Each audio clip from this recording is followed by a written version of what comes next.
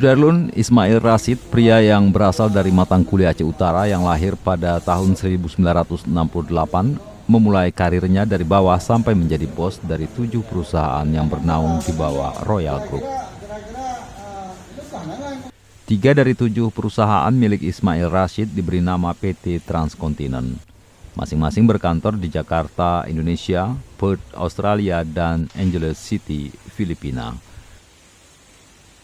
Ketiga perusahaan bernama Transkontinent ini bergerak di bidang usaha multimoda transport, logistik, dan supply chain dengan core bisnis di bidang industri pertambangan, perminyakan, energi, serta perdagangan domestik maupun internasional.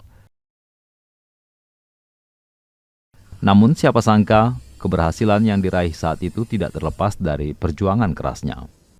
Berasal dari keluarga sederhana dan bisa dikatakan menengah ke bawah, menjadikan Ismail Rashid gigih untuk mengubah nasib keluarganya.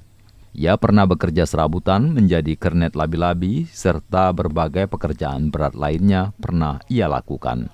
Sudarlun simak bincang-bincang bersama Ismail Rashid dalam program 1 jam bersama Diaspora dengan tema Dari Matangkuli Menjembatani Indonesia ke Dunia, yang dipandu oleh pemimpin redaksi Serambi Indonesia, Zainal Arifin M. Nur.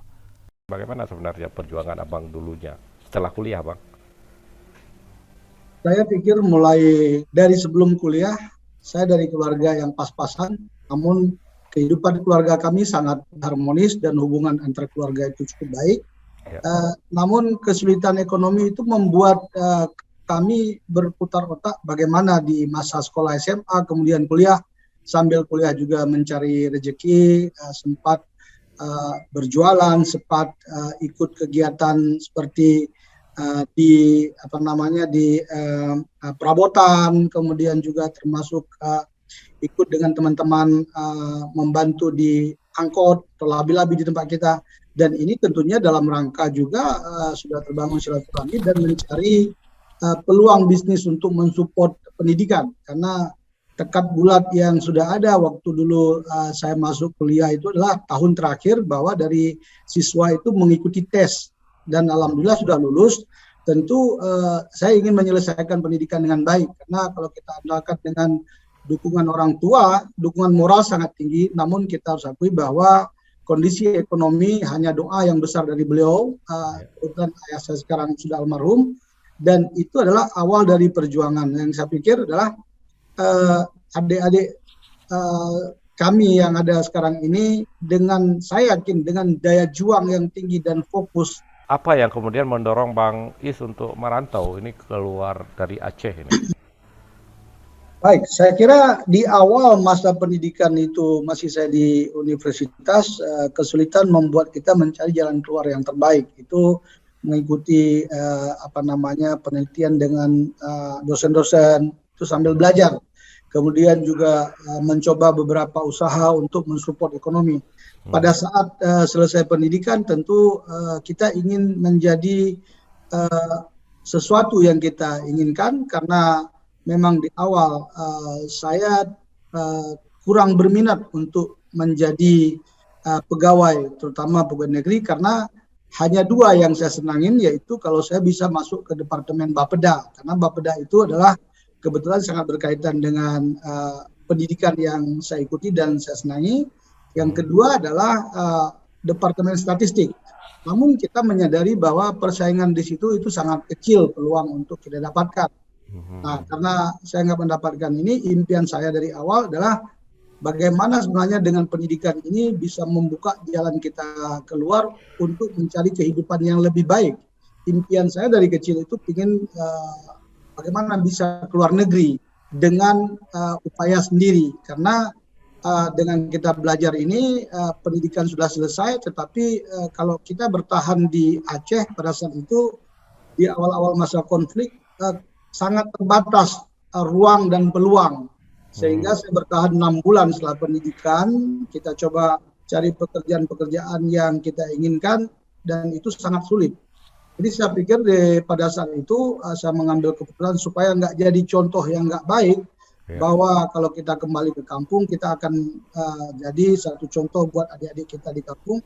Ini sekolah udah selesai, Kenapa belum kerja? Jangan jadi contoh yang tidak baik, sehingga saya memutuskan bahwa pada saat itu saya mencari tempat yang kira-kira persaingan banyak tapi belum juga banyak, dan saya memutuskan uh, area yang paling tepat adalah Batam, karena Batam menjadi pusat bisnis dan industri yang luar biasa. Pada saat itu mungkin sekitar 20.000 tenaga kerja dengan 200 lebih perusahaan asing yang ada di situ. Saya pikir Itu tahun berapa, Bang? tahun 93, Bang. Jadi 93 lulus setelah kuliah. pendidikan, ya, awal 93 saya selesai pendidikan, kemudian 6 bulan di akhir 93 saya ambil keputusan untuk berangkat ke luar daerah dengan modal nekat tentunya, hanya dibekalin dengan 200.000 rupiah dan menumpang mobil ALS ke Medan, ke Pekanbaru, karena udah biasa menjadi kerek, udah gampang bergaul. Dulunya kernet di Banda Aceh, Bang ya. Ya, jadi belakangan kita melompat ke bis, jadi sudah biasa untuk Iya. menjiwai. Dan tentu dalam proses ini sepanjang perjalanan udah makan gratis, sudah dapat ongkos gratis sampai ke Pekanbaru. Ini juga bagian dari proses yang kita bisa cepat belajar di lapangan. Iya, iya. Itu sangat membantu saya pikir. Ya, jadi saya ke Batam itu dari Pekanbaru menumpang kapal sayur, kapal kayu bawa sayur ke Selat Panjang. Sampai di Selat Panjang baru naik lagi boat cepat 50.000 ke Pulau Batam. Jadi sampai di Batam sisa uang 100.000 saja. Saya pikir itulah awal daripada perjuangan yang saya pikir kalau memang kita ingin kenyamanan ya di kampung pulang minimal nasi putih ada. Tapi kalau di luar kita nggak berjuang, saya kira kita nggak akan ada pilihan. Jadi Hanya 100.000, Bang, waktu pertama di Batam, sampai di Batam, uangnya cuma 100.000. Itu gimana cara makannya itu? sisanya, Bang, sisanya 100.000 karena saya bawa 200.000.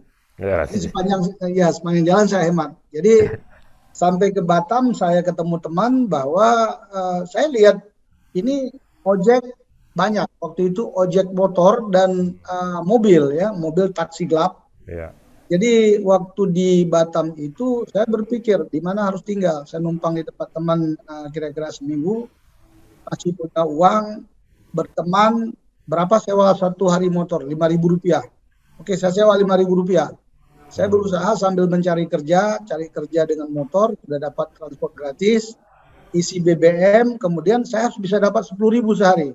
Jadi sambil jalan itu kalau ada penumpang ngambil, otomatis kan ada uang masukan, dapat uang 7.000 sehari isi BBM, nggak bisa bayar kembali.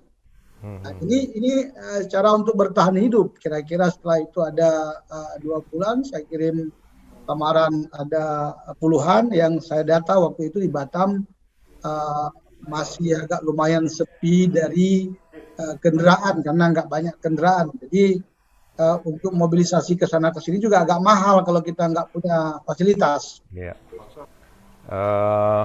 Sebelum ke Batam, sebelum keluar dari Aceh ini, dulunya pernah dengar cerita Bang Is sempat melamar juga di 4 perusahaan di Aceh ya? Oh sempat, Bang, karena waktu itu kan saya di Aceh Utara, kebetulan Aceh Utara itu sangat sibuk, terutama di sana ada pupuk ASEAN. Waktu itu saya kira PIM juga masih ada, kemudian mobil oil masih ada. Jadi 6 bulan itu semua teman-teman, semua keluarga, saudara yang bisa dihubungi, didatangin. Malah saya pernah dibawa juga ke lokasi untuk ini kegiatan begini-begini, kamu sabar. Jadi saya pikir mereka ingin berusaha membantu, namun saya pikir persaingan kesempatan dengan jumlah suplai tenaga kerja nggak berimbang. Jadi pilihannya adalah waktu itu juga di awal-awal masa konflik, ya pilihan kita yang pertama kita nggak nyaman karena harus pulang ke rumah orang tua, sudah selesai pendidikan, kemudian tinggal di kota juga nggak bisa hidup, peluang kerjanya terbatas, itulah pilihan yang kebetulan saya ambil pada saat itu. Nah, harapan saya pada saat itu, saya pikir kalau mungkin udah keluar dan di Batam itu satu step lagi kalau ada rezeki bisa ke Singapura mungkin dengan modal nekat. Iya, iya. Ya seharusnya kan di Aceh Utara dulu anak-anak muda pada tahun 93 nih Bang. Ya, Banyak sekali ada PT Arun masih jaya-jayanya, kan kota petrodolar. Tapi ternyata Bang Is juga harus keluar ya, nggak bisa di situ banget.